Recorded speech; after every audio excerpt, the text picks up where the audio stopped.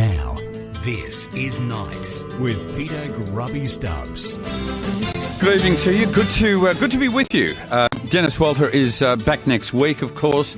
You've got me tonight and me for a little bit tomorrow night following the massive game between Geelong and Melbourne tomorrow night. Behind the glass, I have Brianna, who has only just come in this week to learn stuff from Dennis, and she's copped me instead, but now she's actually taken over. She's answering phones. Simon Owens is in charge. Thank goodness for that. I feel relieved.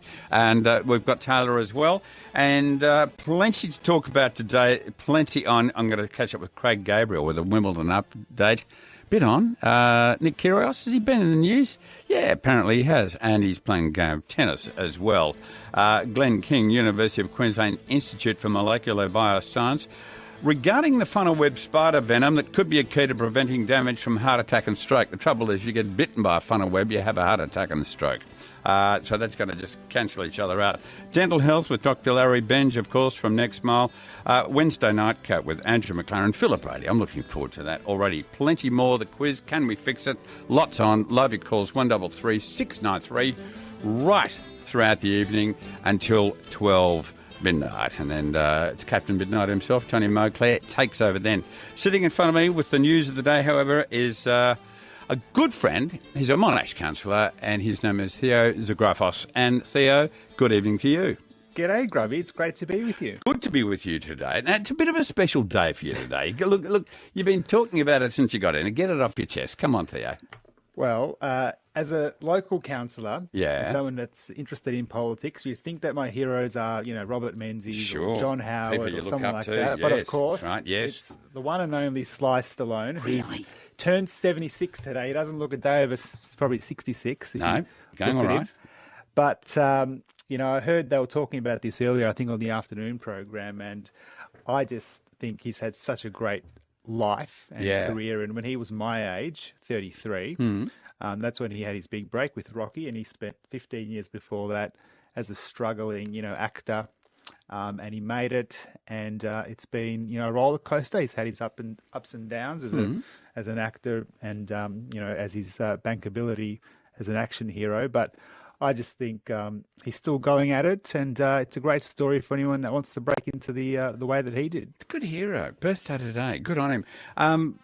How old were you when you first saw this? We have to run up Collins Street now. Is it the best theme of all time for a movie? It just about is, surely. Have a listen to this. If you don't get inspired, you're in trouble. It's a great film, that first one, wasn't it?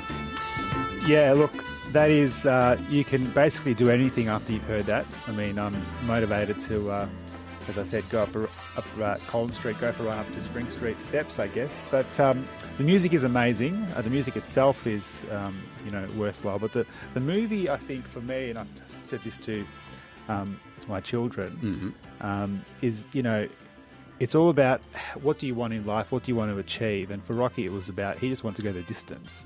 Yeah. He knew that he probably wouldn't win. And that was it. So sometimes it's not about, becoming a billionaire or becoming a movie star. It's just about doing that one thing that you can look back at. And having a crack too. It was the other thing. Absolutely. It was a great... So how old were you when you saw the film? I was a late bloomer. I think I was a teenager, probably 14, 15. Okay.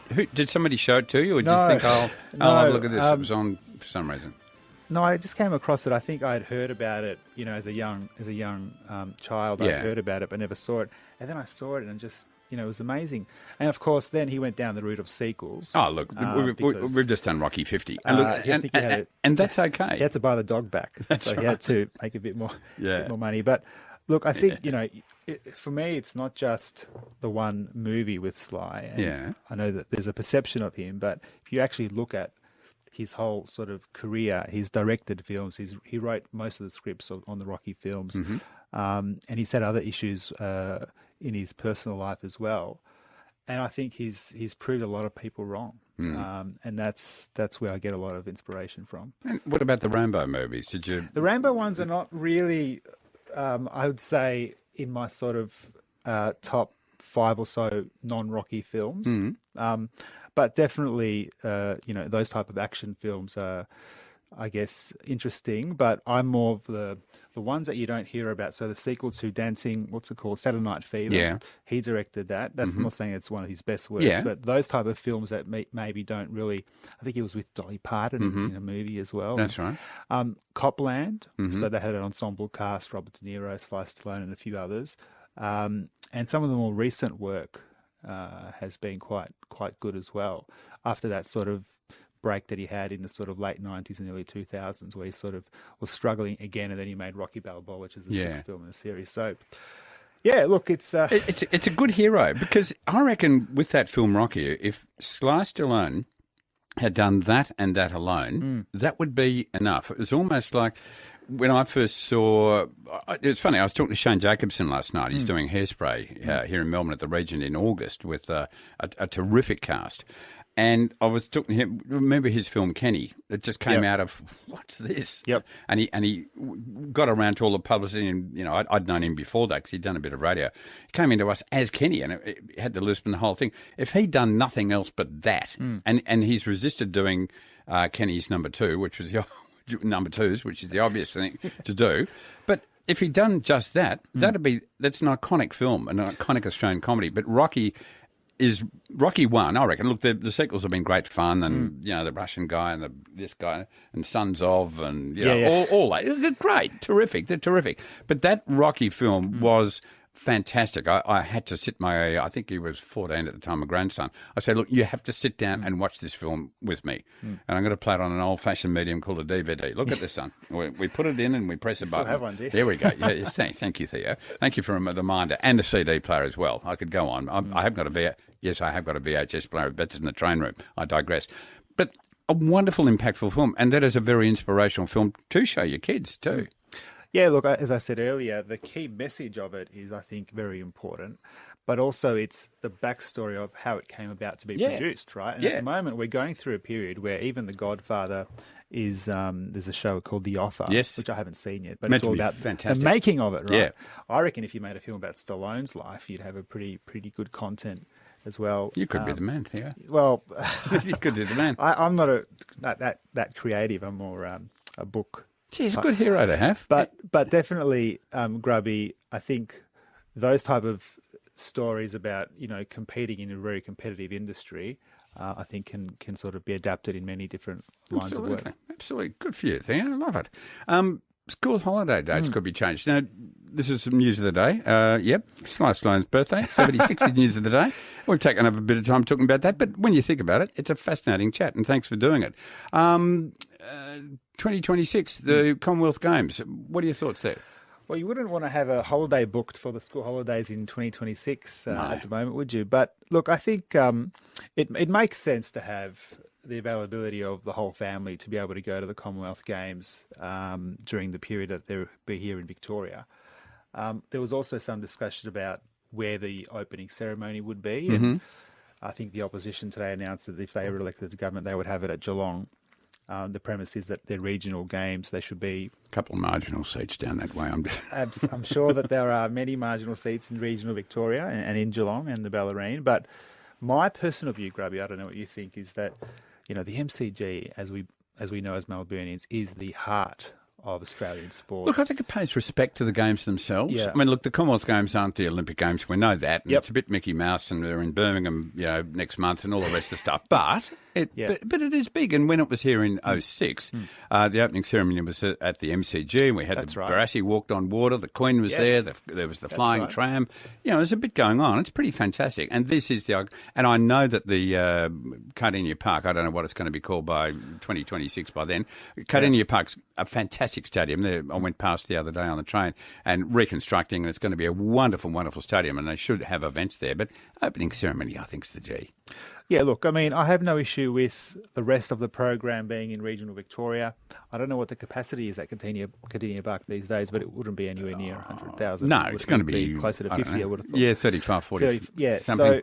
So if you want people to be, if you're changing the holidays to get people to go, then obviously you want more people to go to the opening ceremony as well. Absolutely. And so, you know, I personally disagree with what's been announced from the opposition side. I don't know what the government's reaction to that would be, but I also would have thought when you're the government negotiating with I'm not sure who decides whether it's a Commonwealth entity. You know, you would have thought about this months ago when they actually awarded it to Victoria, about when you would have the holidays or where you would want the opening ceremony, and I would assume it's already contracted in. You probably can't change it, so it'll be interesting to see what mechanism they use if there's a change of government. Do you think there's going to be a vibe about it? I mean, let's get these Commonwealth Games over first, and it's going to be grass, and we're going for a record hall and all the rest of the stuff. Well, they're definitely spending a lot of money, aren't they, Grubby? Yeah. You know, they've got Jerome Weymouth, who's in charge of the whole shebang. He was the guy that closed down the kids' playground, so it's a bit of a contradiction, isn't it? Well, I guess so. People probably will forget by 2026. Sure, they Hopefully, we will all forget of those years, to be frank. But look, I actually was in school. I think I was in year 12 the last time we had the Commonwealth Games, and it definitely was a big deal. You're right, though; they have become a little bit Mickey Mouse, and I think maybe even Monash Council was maybe considered to host them a few months ago as well. But I think definitely we can make them what we want to make them as Victorians and as a Victorian government. If we sort of set the agenda and sort of amongst the Australian market, lead the way, we can probably do something very special. Okay. Okay, let's take some calls. 133693. Do you think we should change the school holiday dates for the Commonwealth Games? Will you go and watch the Commonwealth Games? So you got a bit of a vibe on it? Maybe you could tell us who your hero is. We've heard all about Theo's, Sylvester Stallone. It's more about him that I heard tonight than I've ever heard before in my life, and it's good stuff indeed.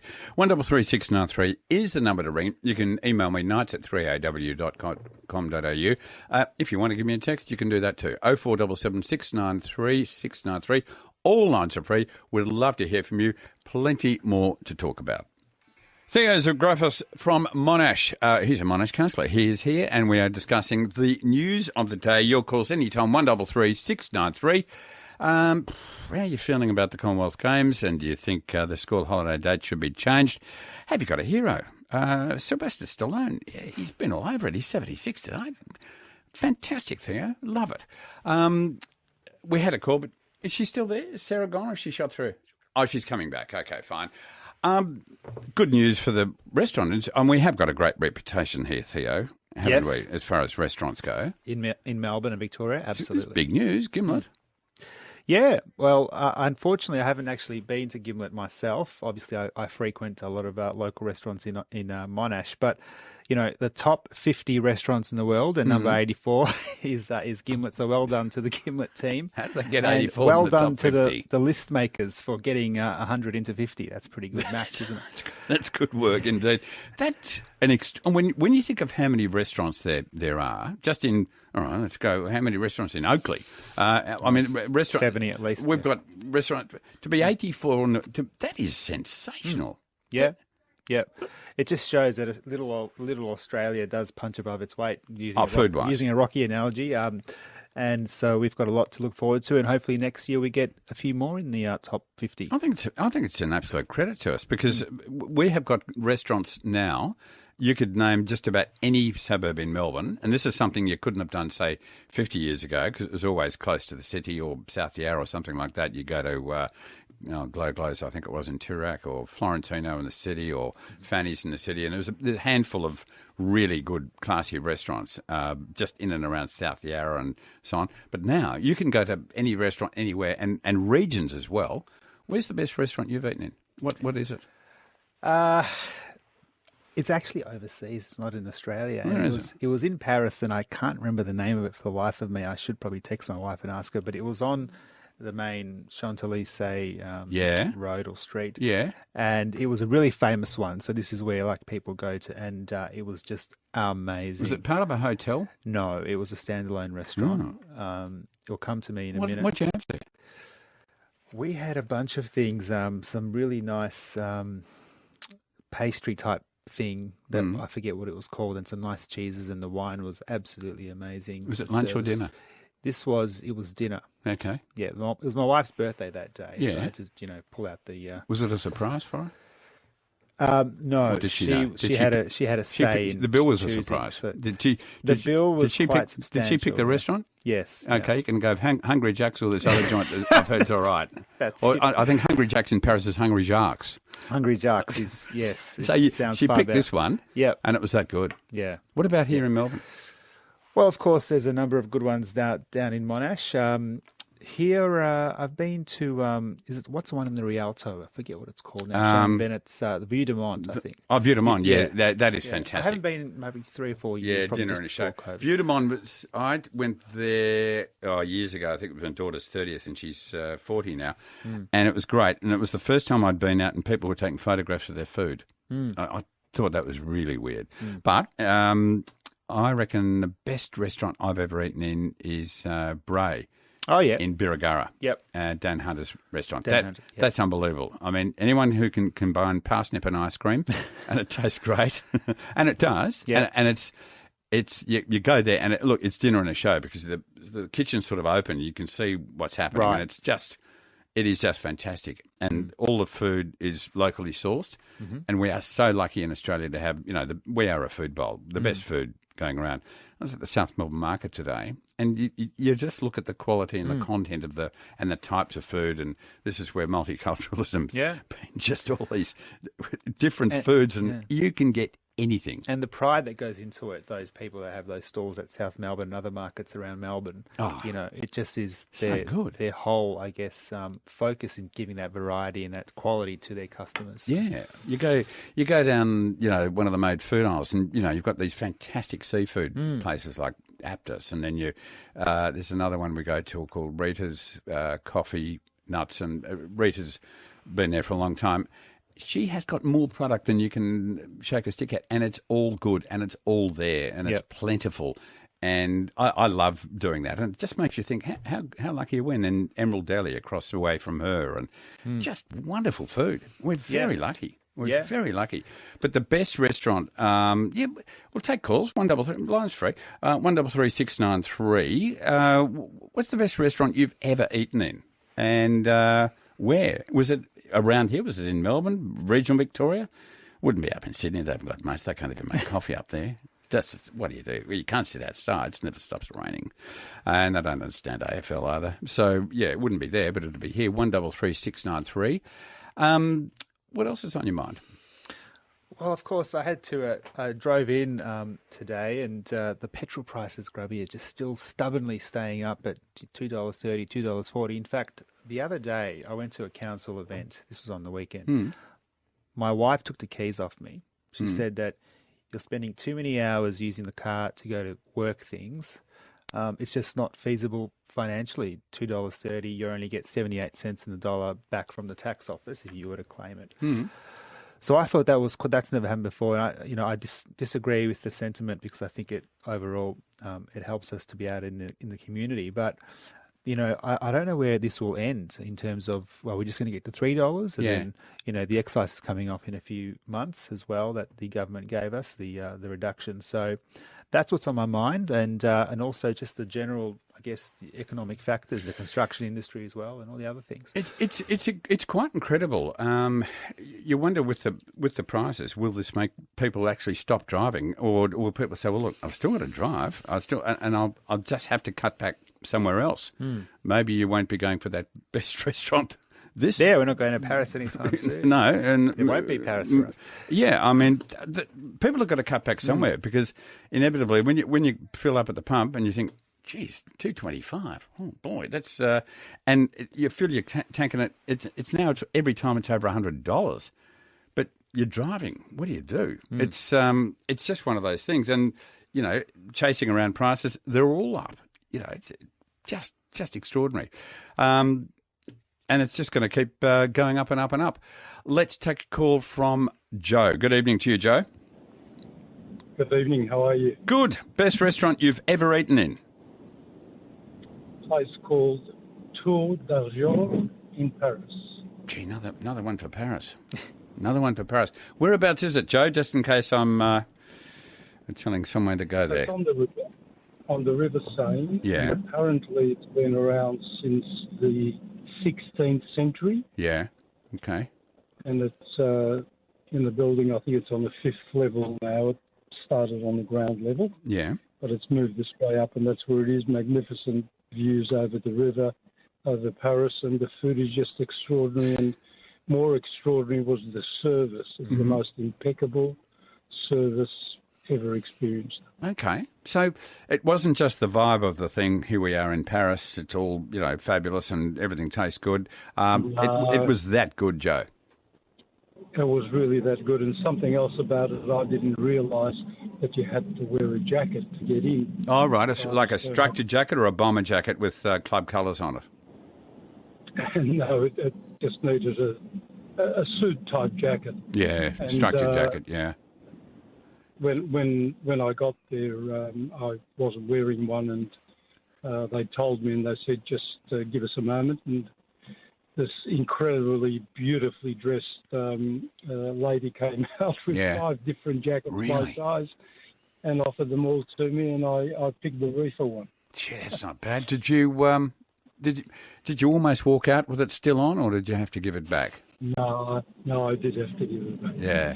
And it was really an what was the... do they expect tipping in a place like that? Do they expect a bit of a tip? No. That's good. No, not at all. Yeah, okay. Look both ways before you cross the road. Don't back racehorses, that sort of tip. That's the tip I give generally, Joe. What can you remember the total of the bill at the end? Not that we discuss money, it's vulgar, but how many euros did that set you back? It came to about $600 for 2 Righto. Australian dollars. Hello. That's a few bob. That's a few. We could only afford the half bottle of magnificent French red wine because that costs us about 90 euros. Righto. But the wine was absolutely undescribable. Yeah. Well, look, you know what, Joe? It's only the once. Yeah, Theo, that's isn't right. It? And It's he's only the talking once. about it now, Yeah. Joe. So well done. And That's was, right. Was it a special occasion, just out of curiosity, Joe, that time you were there? No, it wasn't. Right. No, we were just there for five nights, and a very dear friend who's now passed away recommended it very highly, so we went. Lovely, It was lovely. very fun. You cannot buy it. Well, you actually can buy a memory. You've just done it. But terrific, Joe. That sounds delightful. Well, 2 for Paris tonight. There you go. But Gimlet's up there. And best one. We might take calls on this later. Best restaurant you've ever eaten in. Thank you, Joe. Mine is definitely Bray in Birregurra in southwestern Victoria. Just an amazing night out. But best restaurants don't have to be hellishly expensive, but quite often they are. Yep. It's just the way it goes. Absolutely. Theo, good to see you. Thanks, Grubby. And keep up the good work at Monash. Thank you. Good night. Good on you, mate. Good to talk to you. Coming up next week.